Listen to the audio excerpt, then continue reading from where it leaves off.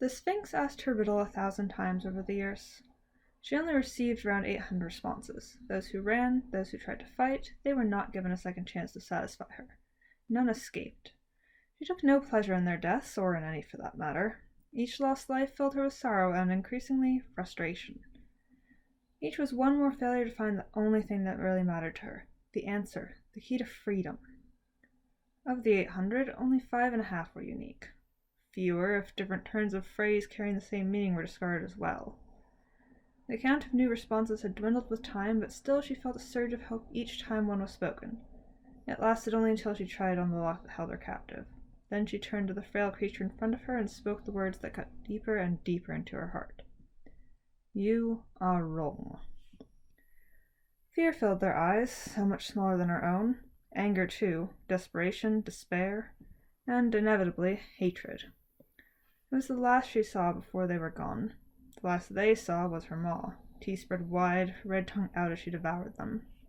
This one was small, even by their diminutive standards. Was it young, perhaps? She pitied it, if so, for how could it know that which so many others had not? Indeed, it had been silent thus far. Considering her question, or planning its attempts at a survival, the Sphinx cared not. It had been still thus far, and after this many years, the Sphinx was nothing, if not patient.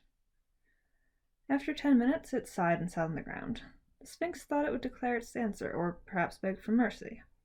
Instead it said, I might need a bit of time to consider this one. It's a pretty hard riddle. Do you mind if I sit here a bit? Its voice was calm, but a different calm than the others the Sphinx had heard before. Their calm had been due to misguided confidence, or a fake veneer thinly disguising terror. This one just sounded distracted.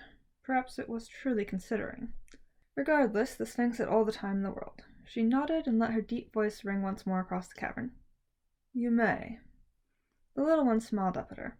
Thank you. If you don't mind me asking, do you have a name you would like me to call you? Is Sphinx your name? The Sphinx regarded it. Names were familiar to her, but the concept was still foreign. Human. What use had a creature for a name if she was the only one of her kind? This was too much for her to explain, though, so instead she just answered, You may call me Sphinx. It nodded again. My name is Vera. It's my grandmother's name. Passing down names is a family tradition. My brother is Al, short for Alphonse, after my grandfather, on my dad's side. The Sphinx did not have anything to say to this, and remained silent. Vera continued. How come you're here, Sphinx? Do you like it in the cave? It is nice and cool, I suppose. Conversing was unfamiliar to the Sphinx, especially about herself. Something about this one drew the words forth, however, and she found herself telling the whole story. She recalled the man who had trapped her here, the treasure he had set her to guard, the curse he had locked her with, the search for the answer.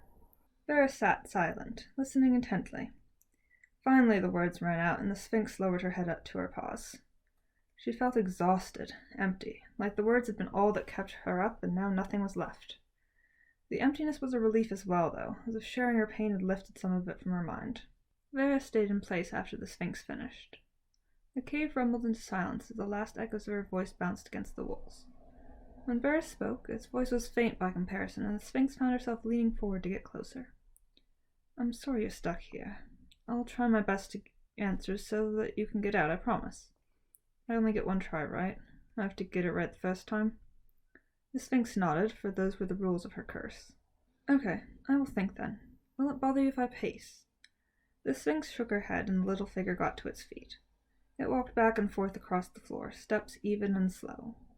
The beat lulled the Sphinx's mind into a peaceful calm, and she wondered idly if this was what the little creatures experienced as sleep.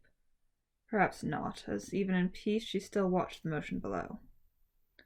Hours trickled by until Vera stopped. The Sphinx shook itself as it approached her pedestal to speak. I think I know what you are doing wrong, Sphinx, but you have to promise to let me finish my explanation before you eat me. Else you won't understand, and it might not work. The Sphinx nodded agreement. She would listen to the end, not because she trusted the creature to be honest, but because she had confidence she could catch it if not. There is no answer. The Sphinx growled deep in her throat. This was most certainly not the answer she wanted to hear. Vera flinched back nervously, but the Sphinx remembered her promise and did not pounce yet. After a tense moment, Vera continued, That is, there's not one answer. Everyone wants something different. I think you need to take all the answers you have and give that as the answer. The Sphinx stared at it and considered the rules. Technically, nothing said that there must only be one answer, but it did not seem the spirit of things. Then again, in a way, all the answers was a singular answer. She would at least try.